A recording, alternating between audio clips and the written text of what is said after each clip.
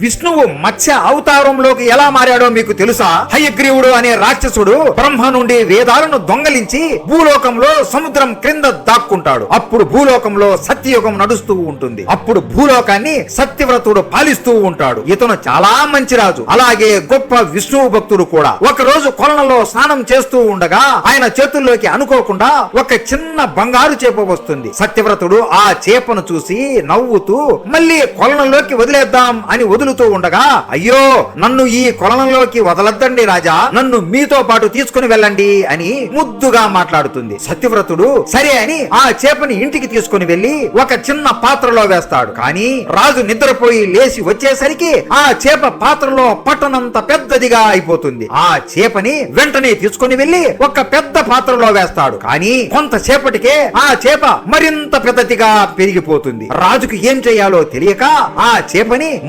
మోయలేక చాలా కష్టపడుతూ ఒక కొలనులో తీసుకెళ్లి వదులుతాడు. కొలనులోకి వేసిన వెంటనే ఒక్కసారిగా ఆ చేప కొలను అంత పెద్దదిగా మారిపోతుంది. తరువాత సత్యవ్రతుడు ఆ చేపను సముద్రంలో వదులుతాడు. వెంటనే ఆ చేప సముద్రం అంత పెద్దదిగా మారిపోతుంది. సత్యవ్రతుడికి ఏం చేయాలో అర్థమవదు. అప్పుడు ఆ చేప, నన్ను ఇక్కడ వదిలేసి వెళ్లిపోతున్నారా రాజా, ఈ సముద్రంలో ఉన్న పెద్ద చేపలు నన్ను తినేస్తాయేమో, నాకు భయం వేస్తుంది అని అంటుంది. సత్యవ్రతుడు నవ్వుతూ నమస్కరించి, నాకు మీ దర్శన భాగ్యం కలిగించండి స్వామి అని స్మరిస్తాడు. అంతే ఆ చేప నుండి ఒక దివ్యమైన వెలుగు వస్తుంది. ఆ చేప ఒక్కసారిగా మత్స్య అవతారంలోకి మారిపోతుంది. పై శరీరం అంతా నారాయణుడు రూపంలో ఉంటూ క్రింద శరీరం అంతా చేప రూపంలో ఉంటుంది. నేను నీకు ఒక దివ్యమైన కార్యం అప్పచెప్పడానికి ఇక్కడికి వచ్చాను సత్యవ్రత.